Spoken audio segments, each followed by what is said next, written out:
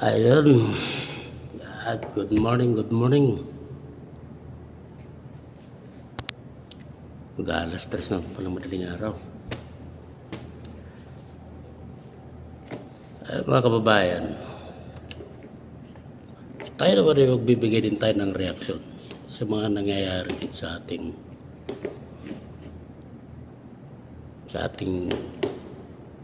darating na eleksyon. Itong darating na Mayo 12. Parang magkakaroon pa ata itong mga magic ng pera. Naniniwala na ako eh. Nagkakaroon lang ng itong mga magicero magician. Magicero magician, parang isa lang yun. Huwag naman sana dumating pa sa ganun. Huwag naman dumating na yung mga magician. Kawawa naman yung mga bumuboto. Yung mga binoto nila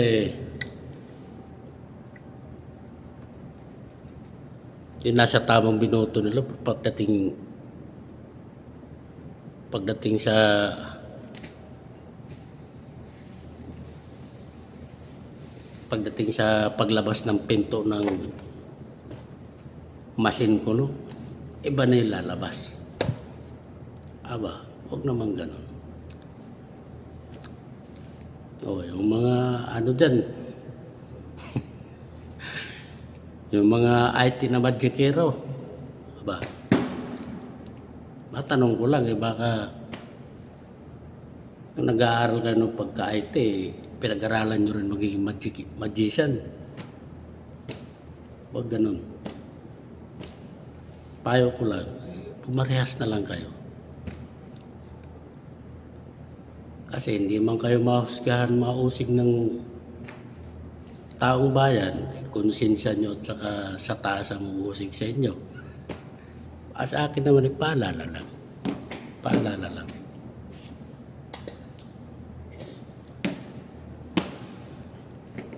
Paalala lang naman. Hindi naman masama magpaalala eh. Sa madaling salita, magpapasilaw sa pera. Ang pera ay palamuti lang yan sa buhay ng tao. Ang pera, para lang yan sa mga material na bagay. Pero sa pagkatao, kung man ang gusto nyo manatiling malinis ang pagkatao, kung masisilaw kayo sa pera, sira ang pagkatao nyo. Okay lang naman magpakasasa sa pera kung nakukuha natin sa tamang paraan. Parehas na paraan, parehas na pinanggagalingan na tama. Tulad ito, napanood ko sa online voting, mga OFW. Aba, nakakatawa nga naman, ano? Nakakatawa nga naman. Yung ibinoto nila sa online voting, katulad nung napanood ko, ang sabi, PDP laban yung mga ibinoto nila, yung 10 senador. Bakit nung matingnan nyo sa sabi ka ni Kumeling, malalaman pa rin daw nila yun pag nila yung QR code. Ayun na nga, nangyari na nga. Yung makita ng isang OFW na pagboto niya, sabi nga niya, PDP laban yung binoto niya.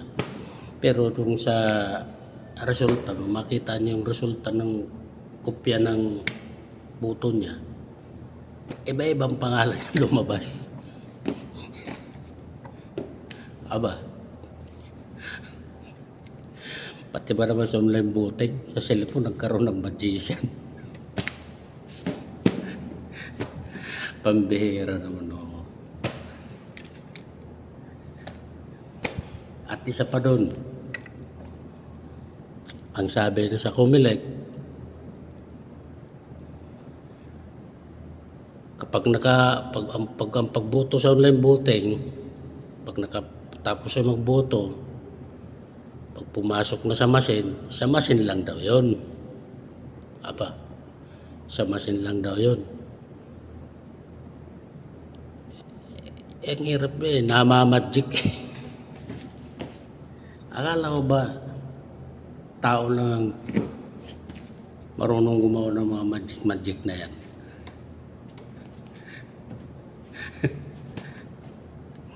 Pati pala sa machine may magic. Ay, talaga naman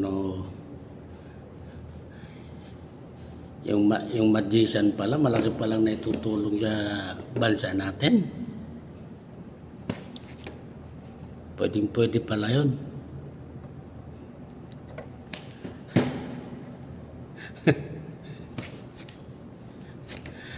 Grabe naman. Nakakatawa lang naman isipin. Ay nako. Alam nyo sa totoo lang, yung sa nangyayari ngayon sa dami ng problema,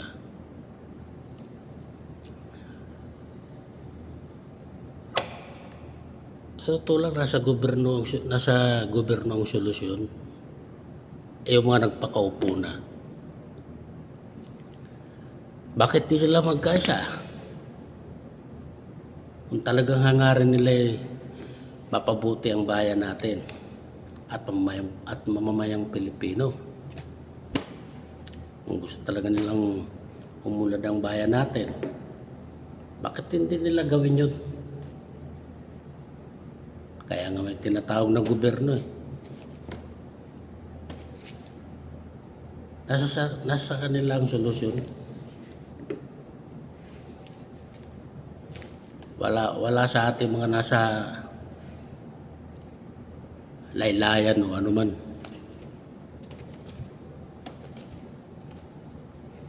Kaya lang yung iba dyan, sisilaw sa pera.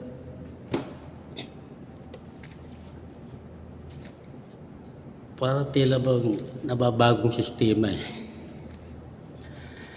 Pag mag-eleksyon pa lang, tatakbo ng pagkandidato, anong tinatakbong kandidatura. Lagi yung bulbang salitang para sa mahirap.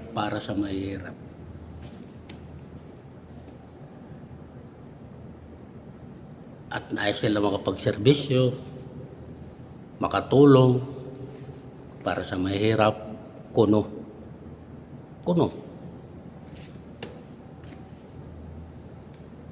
Pero pagdating na nakaupo na sa posisyon sa gobyerno, para tila iba nangyayari sa sistema Pero hindi naman lahat ng nasa gobyerno. Marami pa rin gumagawa ng matitino dyan. At kinagampanan yung kanilang mga pinangako, mga sinabi sa taong bayan. Marami pa rin dyan. Kaya lang may mga ilan-ilan na gumagawa ng hokus-pokus, baga. Sa akin, reaction lang naman Pero, lilinawin ko lang. Wala akong binabanggit na kahit sinong pangalan ng kandidato o sino man sa gobyerno. Wala. Ito, reaction ko lang. Yung tamaan, wala na akong problema doon. Karapatan ko naman din to. Karapatan ko na mag-reaction. Reaction lang naman sa akin. Tamaan, pasensya na. Sa akin, reaction lang naman. Wala na akong binabanggit na pangalan.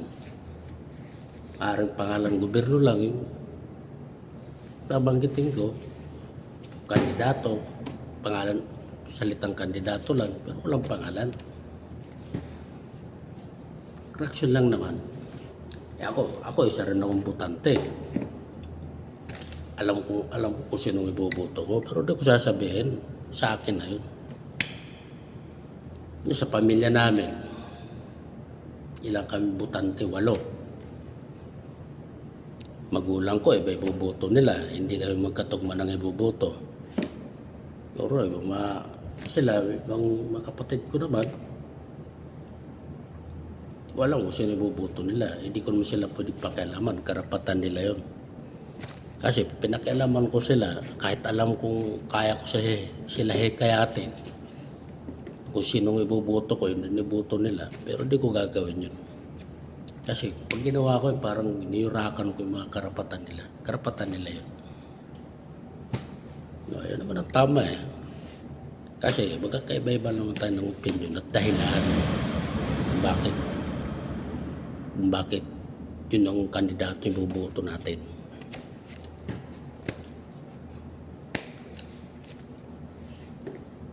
Kakalungkot lang isipin eh. Yung mga magician na sa boto ng mga tao. Bakit inyo na lang gawin parehas? Parehas nyo laban. Walang manipulang mangyayari. Walang magic. Taong bayan mo nang uhusga eh. Ba't niya hayaan kung ilan ang bilang ng boto ng bawat kandidato? Ayun dyan yung mga gumagawa ng pandaraya. Dadalawang bagay lang yan eh. Kapangyarihan, pera. Okay lang naman kumuha ka ng kapangyarihan sa tamang paraan. Nang walang gulangan. Nating gamitin ng salitang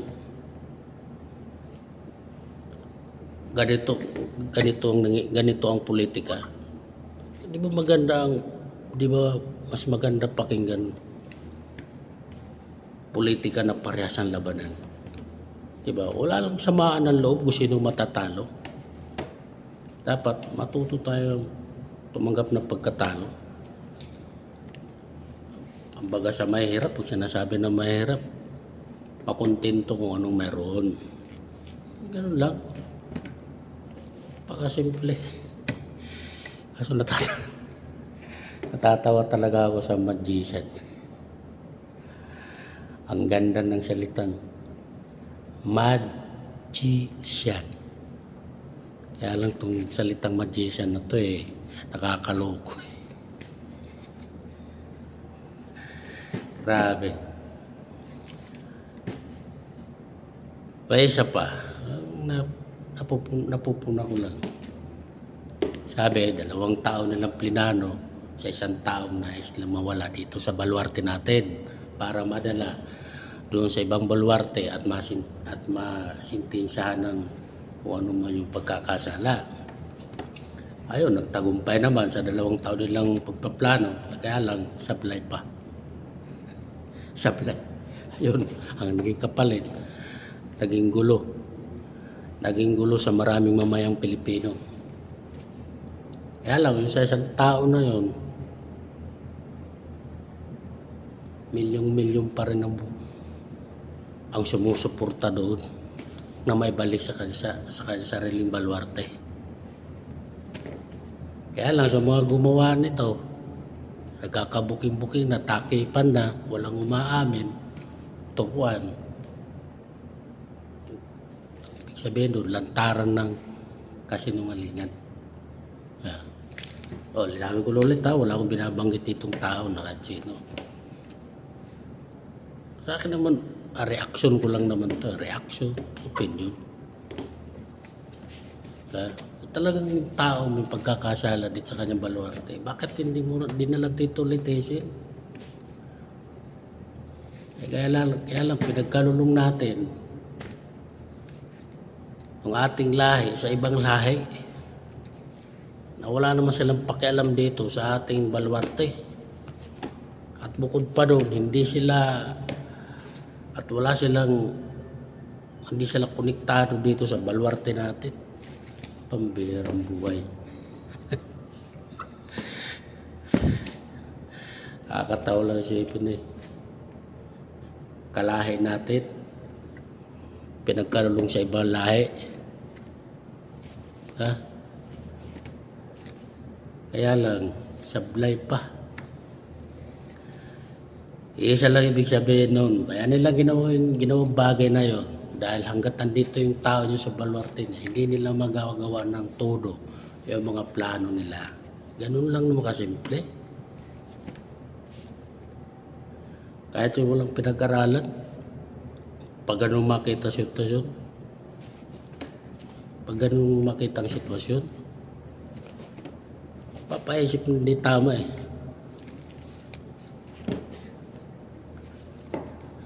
Dami nang nangyayaring marami nang nangyayaring kabilyaran dito sa bayan natin, pero hindi pa rin tuluyang nananay yung mga gumagawa ng kabalastugan. Nananatili pa rin yung tama.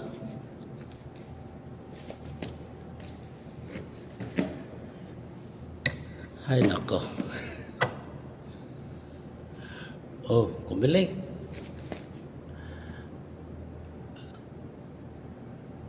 Ayusin nyo na yung ano nyo.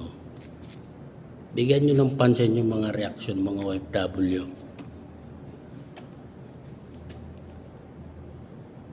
Halos karamihan na yung umaalma eh.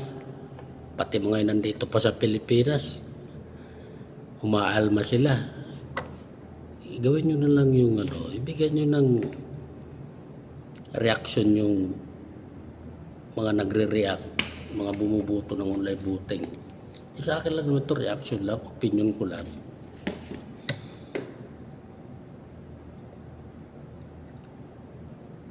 Ipaliwanag, ibigyan nyo ng linaw.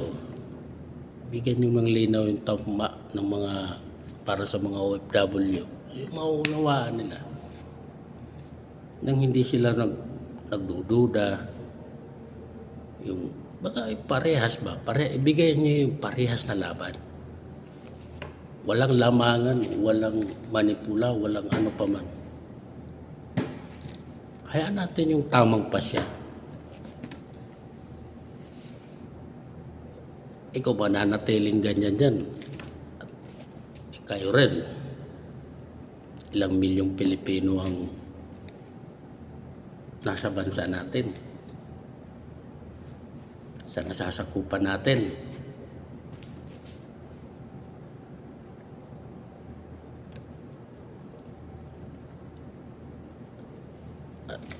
Ito di ba ako sigurado, paalala ko lang naman ito. Karamihan ng mali, nandun ng kaginhawaan.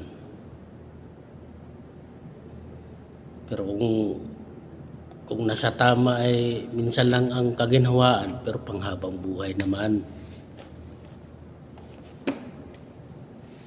Ganun lang.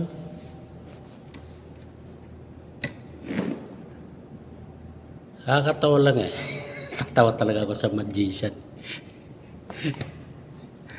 Birang magician na yan. Para sa amin, sa probinsya, tawag namin sa magician. Magaling mag-magician. Magikero. Magikero.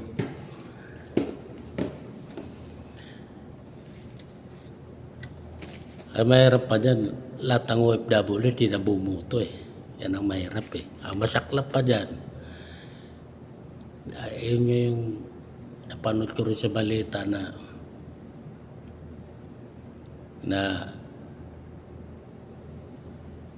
hindi na sila hindi na sila magre-remittance. Nako. Napakalaking kawalan yun para sa bansa natin. Kasi kaya nila tiisin yung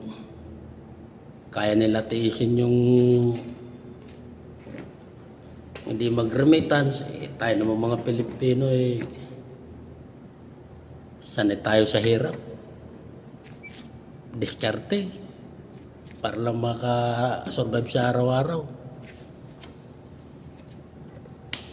Isipin nyo kung gaano kalaking kinikita sa remittance ang gobyerno. Ilang milyon yun, billion pa ata. Billion.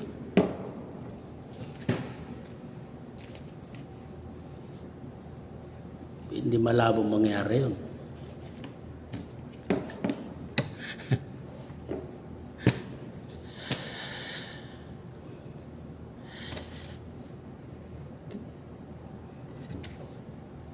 Mayroon pang isang bagay na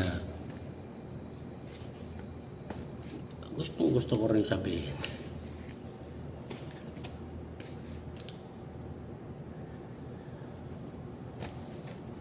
Alam nyo,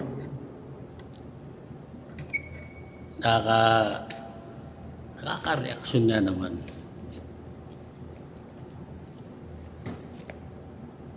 May malaking problema nangyayari sa bansa natin. Kaya lang, mas madalas akong napapanood o nakikita sa social media. Baka doon na lang tinutunang pansin sa mga maliliit na problema. Pero yung malaking problema sa bansa natin ay hindi na pagtutunan. Hanggang ngayon, hindi pa nasusolusyonan.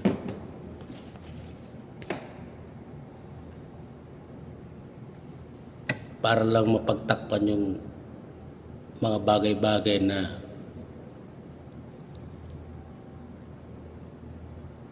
na may mga kinasasangkutan.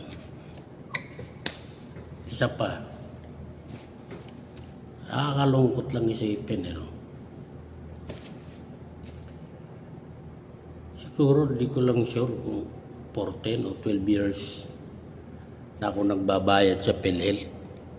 Minsan hindi ko napakinabangan yung PhilHealth na yan. Yung malaman-laman lang ng marami. Wala nang pundo ang PhilHealth. Grabe naman. Nagpapakahirap magtrabaho.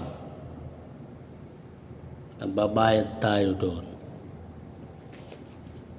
Mawawala lang ng ganun-ganun.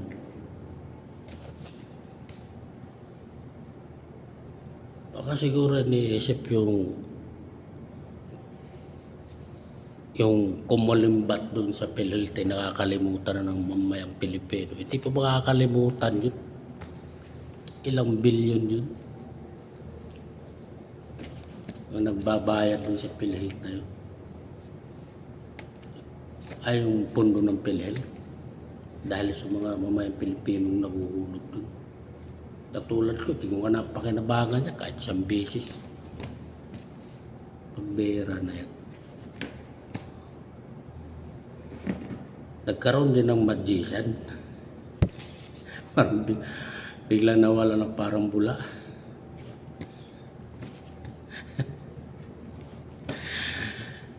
Siguro napakagaling ang kamay nun. Napakabilis mag-magic din. Magician din yung dumali.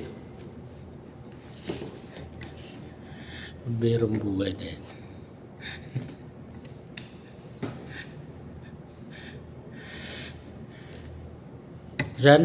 Sana pagkaroon ng batas na pwedeng ilon yung PhilHealth para taon-taon ilon yung PhilHealth.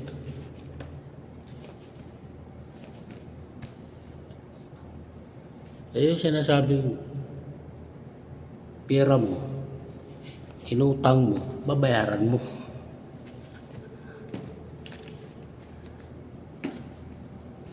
Kasi tayo sumusunod tayo, may gobyerno tayo.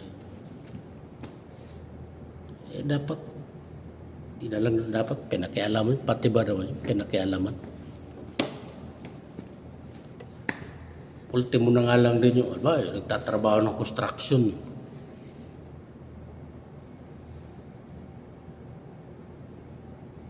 Naguhulog ng PhilHealth, nakapiranggot na nga lang yung inuhulog sa PhilHealth. Inaasahan niya yung pagdating ng araw ay magagamit ng kanyang pamilya. Ito malalaman-laman na lang, wala na pala yung PhilHealth niya.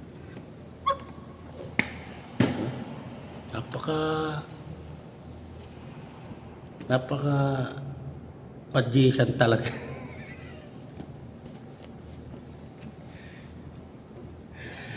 Berong buhay na no.